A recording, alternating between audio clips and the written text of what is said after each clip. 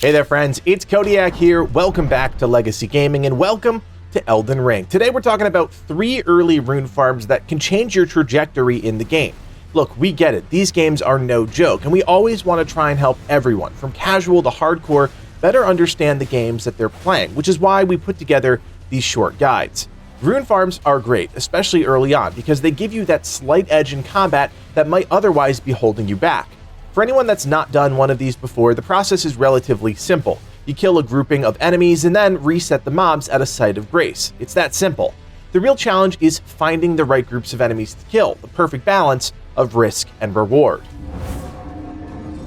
The first rune farm location is arguably the best and easiest if you are very new to Souls games. Between Seaside Ruins and Agheel Lake South is a pack of enemies fighting one another. This is the perfect opportunity to chip away at the enemies while they're distracted and profit from minimal effort. I should point out that if you get too deep into the scuffle, enemies will start to turn on you, but again, we're talking about early game mobs that any player should really be able to kill. This spot rewards around 700 runes per full clear, not the highest amount we'll talk about, but a decent prize for relatively little effort. Once you get your bearings with the game, especially with the combat, it's time to step things up a bit. If we head over to the Stormhill region east of Stormhill Shack, you'll run across a group of giants. These are a bit more challenging to kill, mainly because they have a larger health pool, but if you do manage to figure out their attack patterns, you're going to see a cool 1,000 runes per kill. If you need a little fun in your farming, this is a good choice because the challenge is there, and it's met with a solid reward. Just be wary, these guys hit hard and have a much bigger health pool, so consistency is key. If you try it out and it's not working, try one of the other methods we're talking about in this video. Alright, for this final early game farm, you're gonna have to bear with me since it's a bit more challenging to reach, but I promise the reward is worth it. First off, it's the fastest farm by a long shot. We're gonna head to what I guess you could call a secret location that's a bit higher level, but relatively easy and incredibly lucrative. First, the directions. Navigate to the Third Church of Marika in East Limgrave.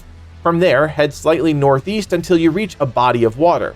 There, you'll want to locate this little alcove. Interacting with this will teleport you across the world to Greyroll's Dragonbarrow. From here, head down the main road to the site of Lost Grace, right next to Ferrum Great Bridge. From here, directly east are several enemies called Vulgar Militia, 1 close by and 3 a bit further away. These are your target. Some things you should know about these enemies. First up, they hit incredibly hard, nearly one-shotting Livid, who is well past level 20 at this point. The good news is they're all alone in a big open area, which means sneaking up behind them and stabbing them in the back is all too easy, and this is definitely the way you want to approach killing these guys. The higher your backstab damage, the better this farm is going to be, because for each enemy you kill, you receive 1,094 runes. Think about that for a second. Enemies are easier to kill than giants, but award the same amount of runes. It's really a no-brainer if you have the skill to make the farm possible. Like I said, this is easily the best way to gain some quick runes, and after just an hour of farming, Livid was able to amass over 125,000 runes to spend on his character progression. It's not bad. Look, I get it. Some people like to farm souls, or runes in this case, and others don't. But again, we want to make sure that everyone, casual and hardcore players alike, have options when it comes to tackling these types of games. If you're a first-time Souls player, farming runes is a great idea, especially if you're struggling to adjust to the difficulty. Nonetheless, now you know some early game farms to check out, and the choice to do them or not is up to you. Hopefully now you have a better understanding of how these 3 early rune farms work in Elden Ring.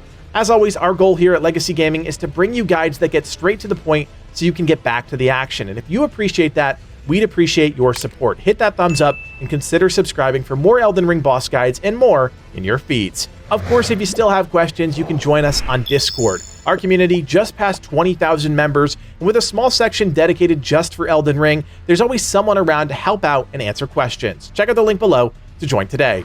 Finally, if you like everything we're doing here on the channel and you want to support us even more, you can do so by becoming a member. For just a couple bucks, you're helping Livid and I achieve our dreams of becoming full-time content creators. Check out the join button below to learn more. My name is Codiak, and from everyone here at Legacy Gaming, thanks for watching, and play on.